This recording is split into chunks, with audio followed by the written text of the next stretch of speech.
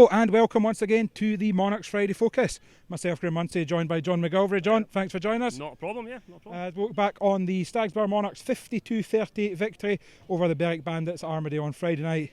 John, there's a new look Monarchs coming in it. Sam Masters was back, Matt Marson at reserve. The hopes was for a big win. Obviously we can't afford to drop any more points at home, and it's a case of job done. Oh, definitely job done. No doubt about that. Great to see Sam ride the way he did. There was some more positives, I think, than in the face of that. William Lawson scored well.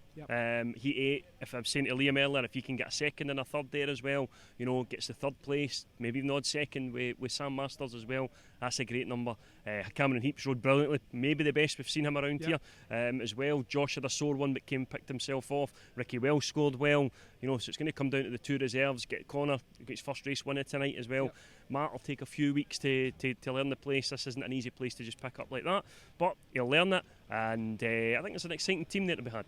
Yep, as John said, a lot of positives take from tonight, an exciting night, and we look back on it tonight. We'll hear from returning number one Sam Masters, we'll hear from Berwick's potent reserve Coty Garcia, and as always, race tonight, a Heat 10 Sam Masters welcome back special. So John, coming into tonight, you look at the Berwick team, and traditionally Berwick was a team that used to get brushed aside here very easily. That's not been the case the last couple of times. You think back to the Championship Shield, it was 45-44. Obviously the tail end of last year, it was Berwick that ended our playoff hopes with a 6-point victory here. A team that comes here with Summers, Doolan, Garcia, Bush Jacobson, they can spell danger, but the Monarchs snuffed that out. They contained them early, and what's been missing maybe recently, big heats at the end, the Monarchs came to the fore. I think that's what we spoke about earlier as well. You know, from heat 11 you're looking going, I can see a race winner every one of those heats. You've got Summers, that was their mob. You've got Wells, you've got Pickering, you've got Heaps, you've got Masters in there as well, and you're thinking, you know, against most teams especially, they'll come here. If we can get that 4, 5, 6 point lead like we had tonight, and then you go, right, we can finish this strongly, which I think we did. We showed tonight a couple of 5-1s in 13, 14. Unfortunately, 15 didn't go the way they wanted, at least one of the guys getting their maximum. But no, huge positive signs there. Like I say, get the boys like Coles and Marson in early, you know, keep the meeting, get that a bit of a lead there, and we should be on strong for the rest. And I mean, again, I think we would be very remiss if we didn't mention Willie Lawson's performance tonight. He's into the main body of the team. A quick look at my scorecard, I think was it 4 points from 4 rides, and he's only last being his last race. Competitive in every race, he'll probably still be looking for a wee bit more out the gate, but stepping into the main body of the team, if he can give us 4 or 5 points at number 2 or number 4 wherever he rides every meeting, we'll be on to a winner there as well. Yeah, I thought his Heat 8 ride was excellent, you know, to beat Garcia, who had already had 2 great rides before that. You're thinking 5-1 brings them right back into it, but he has a great ride. He passes Garcia on the inside. He liked that inside line there. And you think, right, okay, we're still ahead where that could have drawn the meeting level, and it maybe just gives the boys, right, okay, we're where we need to be going into the kind of second half of the programme. And no, I definitely think he was one that we should say, look, he had a good performance tonight, let's not forget him. Yep, and then stepping into the bottom end of the team, looking at the reserves, you mentioned there, I guess maybe both Connor and Matt will be looking for a little bit more of themselves. I spoke to Matt after the match, and he said he was a wee bit disappointed, but he can be proud of his efforts, and hey, that's the first time I've seen him. The boy can get out the gate, and that can be half the battle at this level. And Connor, okay, we're sitting here with the blue and gold tinted specs on a little bit, but from my point of view, maybe a little bit of harsh exclusion when he went under Jai Etheridge in Heat 8. I'll go 100% with you on that one. You know, from where we sit, I stand here up in the tower looking along, and my first didn't touch him, but it's difficult where the referee is. You know, let's not take that away from him. He sees it at an angle. He just sees Coles on the inside of him. Etheridge loses it, and you know how many times have we seen it even at Grand Prix level? The wrong calls made. It's a tricky one going into that third turn. It's always the way, isn't it? When the referee's on the outside looking towards the inside, it's always going to look like the rider on the inside has shoved the rider on the outside. He got away with that a couple of weeks ago there as well. There was an incident up the top there, and Cameron, I think it was, even it was Connor. I think it could have been, and we got away with that one. And you know, do these things even themselves out over a season, as they say in many sports? But I thought it was a harsh exclusion, a very harsh exclusion. But he's came, and I know Ricky's maybe looked over his shoulder for him, but the boy gets his first win. He goes away tonight's cock a hoop, and he comes back next week against Scunthorpe, and he thinks, you know what, I fancy that bit more of that. We spoke to Connor a few times, and the effort's been there every week. There's a guy out there trying his heart out on the track, and the points haven't come. Tonight, from to go home, we paid 6, I think it was, or was it 5, maybe, in the pocket. That's right. No, it was 5 it was. I was right. So I just trusted myself the second time. But 5 points in the bag, a big confidence boost, and he can move on from there. If we flip it round to the diamonds, I guess if the Monarchs are saying we can't afford any home slip-ups, the Diamonds are maybe having to start saying to themselves, where are these away points coming from? Yeah, no, absolutely. And I think with Connor, if we can get 5 out of him every week, I'd take that just now. Probably shake your hand for that most weeks from them. But we've got a big push now to the end of the season if we're going to be serious about playoffs. We can't drop any more points at all here. We can't do a thing here. It's got to be wins, and good wins, and away from home. The Leicester performance was encouraging to get that point away from there. Masters at these tracks will make a big difference. I think we need to worry about ourselves first and foremost. Let's get a good August. We're back here at the start of August next week for Scunthorpe. Let's get a run of meetings. We'll have Somerset to come back as well. Away to Scunthorpe, away to Sheffield, two Sundays in the trot in August. We've got some big meetings, a big August ahead of us. We need the fans to come out. That was a good support I felt tonight as well. I thought it was a good turnout. A lot of people here to see Sam Masters, I'm sure, which is why the promotion have done what they've done. And they need the fans to come and support them every week like that. That was good tonight. They should be well proud of themselves to come and do that. They need them. This is when their team needs them. And on that tonight, I think they'll be entertained. As you say, a run of big home meetings to come. Away from home, I think it's going to be key. Obviously, we've got the one home defeat on the record. We've got one away point. That wasn't a great result for us, Somerset winning at Birmingham last Wednesday. I think looking at the league, we're probably looking at a minimum 2 away wins and a point or 2 elsewhere. That's what the Monarchs need to do. Obviously, you mentioned we've made the changes now. Sam's at team at number 1, and it just does. We've talked about it already. It makes such a difference. You're confident he's going to win 1, 13. Okay, he didn't win 15, but by that point, the meeting's done. There was no real rush to it. And as we'll hear from in a minute, he said himself he couldn't find a rut that he wanted to put the wheel on the start. So yeah, we can build on that. If we flip it, and if we've got a few Berwick fans watching, what do you think Berwick need to do to start picking up these points road? We know how strong they are at home. Away from home, though, there's just something missing. Yeah, they've got problems in. I think that I've seen so much of Leon Flint that's good, and the twice he's been here, he hasn't covered himself in glory. That's a kid that's going to go far, and I'd like to see more of him. Maybe not here, but no, he's a good kid and he'll do well in the sport. So maybe he needs to step. Garcia is a great one there. Gapmeyer didn't do terribly well here. It's not our place to say as Monarchs fans. But I did a wee bit of research. I do it every now and again in the run-up for the Monarchs preview. Gapmeyer's averaging just under 9.5 at home and under 3.5 away. I've not seen figures like that since Exeter were in the league back in the day, and you're not going to get many away points with your number 4 struggling to get 3s and 4s away from home. No, you're absolutely right. Doolan's very good, and I'm watching Kevin Doolan there with the young guys, and he's coming in and you rode that well. He's such a positive impact in that Berwick team, but you can't have too much chalk and cheese like that. With the guy who was it the other week was in one of the teams, and he's so good on his home track and he's so poor here, and there will be guys who don't fancy tracks. There's been plenty of guys come up here and not fancy tracks, but must be time to get up the road. It's like the end of the night in a pub. They turned the lights off on us. But no, I think they've got too many guys maybe there that are a bit. But Berwick's that track. They'll always pick up home points. Always pick up home points. And you mentioned that there. One man that was very strong for Berwick tonight was Coty Garcia at reserve. I caught up with Coty after the match. So Coty, a tough night for the Bandits, but not a bad performance overall. Yeah, we did a good fight. All the time it's the same. We fell short in the middle of a meeting, late.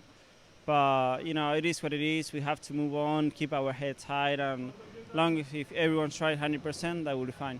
And from your own point of view, paid 8 points. That's a couple of times you've been here this year with Berwick. I think you were 13 earlier in the season, paid 8 now. Is this a track you enjoy? Yeah, definitely, and I have the right setup this year with the engines, clutches and stuff like that. Today was unlucky and I hit with Cam. I couldn't not win, and Cam is really quick around here, but he was pushing me and then I made a mistake and finished there. So, and then same with Pickering and Wells. I was trying to go by round Wells. I didn't have the speed, I couldn't come back, so I was trapped in situations that I dropped points in those 2 ones, but overall it was an okay night. I can work and do better. And how was the track out there? It looked maybe early doors, it was a little bit grippy, it seemed to be catching a few people out. Yeah, I mean, it was like a bit a small bump coming into third bend, but nothing special. If you attack the track, you're fine. I didn't attack the track when I was with Newcastle, and I did have a bad night, sorry. Today was different. I feel my own team, this is my place to be, and yeah, we enjoyed it. And looking at the Bandit season overall, obviously the home form's still very strong, but maybe to make those playoffs, you're going to need to start picking something up on the road. Definitely. It's going to be a tough task to do the playoff, but, you know, we need to regroup and keep pushing hard. I mean, nothing is impossible. We have a few good tracks to go. We did have kind of the toughest tracks to go at the beginning of the season, like for some riders, Newcastle, Edinburgh and stuff like that. We went twice to Leicester. That's not my favorite place to go, but, you know, we keep our head high and just trying to do better for next time. Apologies for any pre-watershed language there from Coty, if anyone caught it. But again, Coty can be happy with his performance tonight. I mean, he's in coming to away track, and what was he paid for? I mean, again, looking at my programme here, 6 + 2, paid 8 from a senior reserve, that's what you're looking for, but maybe just not the backup and the heat wins in that Berwick team tonight. He came out in the first 2 heats with a win and a second place, and I'd said to Liam, I says, he could be a problem for us tonight. So it was good to see Willie beat him, but there's no doubt about that guy's got a bit of talent as well, and he'd be handy at any team in reserve in this league. Yep, and then of course the rest teaming up. Summers, very good at number 1 and spoiled both Sam and Cameron's maximums at heat 15. You always know what you're going to get out of Kevin Doohan, but again, Bush Jacobson has been better here, maybe a little bit more backup required. Jai Etheridge, again, Jai's an ex-Monarch, but a track he wouldn't say he loves. So I guess Berwick, is this a place traditionally they would look for points? As I said, no, but they're probably going down the road a little bit disappointed. Spoke to Gary just before heat 15 there when he told us, and he was disappointed. He wanted to keep it. He knew the last few heats were going to be tough with the changes the Monarchs have made, and he was disappointed not to have been a wee bit closer. And I think 13 and 14, the 5-1s have killed him a wee bit. But listen, they kept us honest for 12 heats of that meeting. So, you know, while they've gone down the road disappointed, I think if they were too disappointed, I think, you know, the score maybe flatters us a wee bit with the 2 5-1s and 13 and 14, but, you know, it could have been a bit closer. And then from a Monarchs point of view, as you mentioned earlier on, there was one man a lot of the fans came out to see tonight, returning league winner twice over, former captain, how many cups he won, the pairs, etc, etc. Sam Masters back, great to see him back. I caught up with Sam after that, and then straight after the interview we'll see heat of the night, a Sam Masters special on heat 10. So Sam, welcome back to the Monarchs. What happened in heat 15? No maximum this time. Yeah, I just couldn't find a good spot off the start, and I sort of got there with him, but I was too far away from the dirt, and once Spud got on that, he was away, and it was a little bit one-lined at the end with the dirt line, how good it was, and he's good here, so it's the way it is, man. Drop one, I can't really complain, can I? Oh, joking aside though, obviously that's your second match back with the Monarchs. You've only dropped 1 point. The team looks like it's been screaming out for number 1. You're back with that number on your back, and you must be happy with how you're performing so far. Yeah, no pressure, eh? Nah, it's good. I've obviously been wanting to come back, and I think it's going to be good for me just to be busy again, and probably should never have left really, but doesn't matter now. I'm back here, and we'll continue to hopefully get some trophies for the club, and we've won a few in the past, so we need more. And looking at performance on the night, it was close early doors, and then the Monarchs managed to pull away at the end. But that was a big result. Obviously, we're a little bit behind some of the teams chasing the playoffs, so we can't afford any home slip-ups. Yeah, that's right. They did push us in middle of the meeting there, but when you got 2 riders on maximums, it makes life easier for the boys down. But we can't do that every week, so sometimes we might need a little bit of backup, but just take one meeting as it comes, and today was perfect. We got all the points we needed and stopped them from getting any, and that's what we've got to keep doing. And looking back at your third ride, I think heat 10, it was a big race. Spud had come in on the tacky sub.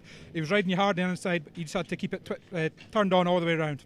Yeah, it was gate 4 was a bit of a death trap. I didn't really know how I was going to do it, but I got a good run, and fair play to Spuddy, give me some good room, and that was fair racing, which was nice. And you don't mind racing when you're riding against blokes like that, and yeah, it makes it fun as well. So it was a good race. I don't want to have to do that all the time, but every now and then's all right.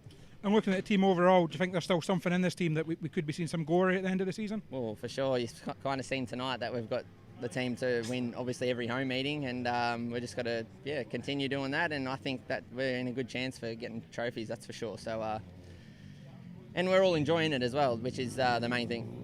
Well, Sam, great to see you back. I'm sure I speak to the fans in the terraces. Keep it up. Heat 10, Berwick making use of the substitute opportunity with Aaron Summers going off gate 1. William Lawson's in gate 2, Kevin Doohan gate 3, and Sam Masters on gate 4. Sam going round the field, pushing hard on Summers. into the dirt at the bottom of the bend there. Summers, oh, magnificent ride by Masters. Aaron Summers tried to make sure there was no room, and there wasn't much. Sam got around him. He knows the responsibility that he has in this match. Meanwhile, Kevin Doolan is just hanging on to third with William Lawson trying really hard to squeeze his way through. We know which line William's coming on. He is strong on that line though. I think he's going to make it this time.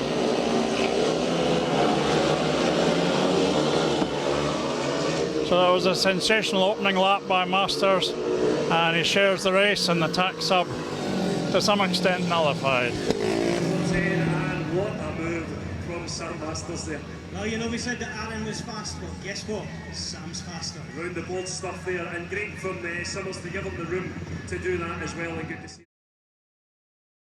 John, we've touched on it already. Great to see Sam back. A Monarchs legend, a Monarchs, it's the old cliche, if you cut Sam Masters, he'd bleed blue and gold. He wants to be back, the fans want him back, the club wanted him back. It's one of those times where it just looks perfect for everyone. And hey, he's had 2 meetings back there and he's only dropped a point. You can't argue with that. No, listen, speaking to him off camera, and he genuinely is happy to be back. Yeah. He's not just saying the right things to please the fans or please the promotion or anything like that. He genuinely seems happy to be here. I think he'll probably enjoy next week more when not everybody's wanting to have a word with him in an interview. I think we've interviewed him about 4 times tonight already. Maybe, right guys, let me ride my bike. But the guy's just so happy, so smiley. He's a great influence in the pits. Listening him and Josh come up here between races, and they have a blether and Cameron as well, and they're all just pushing each other on, and those 3 Aussies will be great for each other together. So no, I think having Sam here can really only be a good thing, and it's such a positive thing to have around here. And the guy's class. Absolutely, a great boost to the Monarchs. Pushed us on tonight, 52-38 victory for the Stagsborough Monarchs, for the Bandits. That's 3 points to Monarchs. We build on. Big weekend next weekend. Scunthorpe home and away. We'll move on to that and build on. John, it's the first time I've had you up here, I think, since the first match of the season. Yep. Yourself and Liam, the new presentation duo. How are you finding it? Are you enjoying it? Do you know what? I'm really enjoying it. Far more, at first it was like, well, how's this going to go? And on camera and things like that, it was very, here we go. But, I feel Liam and I are going from strength to strength. I think there's genuinely a good partnership there as well. We're starting to bounce off one another a bit more and picking each other when we make a mistake and things like that. But the two of us, listen, we're enjoying it. We're enjoying the guys that we're interviewing. They're making it very easy for us. Cameron, Josh. We tried to get a word with Josh after he's crashed, and he's like, no. And, he's generally the first to go, yeah, no problem. So it does make it easier for us. But no, listen, I hope I speak for Liam here as well. The two of us are really enjoying it, and listen, long may it continue, and we're always looking for wee improvements as we go on. And I think all you can say to anyone who's watching and keeps an eye on the social media and the website that's maybe either lapsed a little bit or hasn't been out this season, get out and watch this team. Yes, it's been a slow start to the season, results-wise, but and what I'm into 31 year watching the Speedway, name me a more exciting rider than Josh Pickering, name me a more exciting rider than Cameron Heaps. We've got Sam Masters back now. Yes, you want to win trophies, but first and foremost, when I come out on a Friday night, I want to be entertained, and there's a team out there that are putting their heart into entertaining us guys. Do you know what it made me think earlier on? If you look, you've got and Josh, Sam and Cam, you had that top 3 at the start of the season. That would have been a top 3 that would have been, for me, Shot, Carr, Schlein. If from the start of the season with those 3, and you build them around them, and you would have had I reckon you would have had a table winning side. Glasgow and Leicester are playing each other tonight. I've not seen either of them particularly brilliant. Glasgow beat us when we lost Pickering. And I don't think they were. Listen, they came here and beat us in their own patch. Hands up, great, fair play to them. But I wasn't blown away going, wow, that's a great team. With Cook, fair enough. You've got a great number 1 there. Leicester, we ran them close down there. Those aren't particularly breathtaking sides. If you had those 3, it would have been a bit like I say, the Carsh line and Shot thing. For the season, we could have been looking to this time now and going, this is a great team and we're going to win this league. But unfortunately, we're now kind of end of July, maybe a wee bit too late, but please come and watch this team because they're worth it. We're playing catch up, but it's not over yet. And all we say is get yourself out here. We've got Scunthorpe next week. Guys like Jake Allen, I think will be coming up. I'm trying to think who else is in that team. Josh Ottey, always worth watching. You know, there's guys, Ryan Douglas, I think, is back in that. No, he's at Leicester, sorry. He was there before. But there's guys in that team that are always good to watch. As you said, we've got Somerset to come up in a few weeks with Rory Schlein back in the team. Eastbourne are still due to come here, aren't they? A lot of big matches left, top names to come. Come and see our boys against them. That's all we can say. John, thanks very much for joining us. The rain stayed off during the night, but it's starting to come in now. Our lights are getting turned off on us. I think people are starting to hint it's time to call it out. Thank you once again for watching. Join us again next week when Scunthorpe come a calling. See you next week.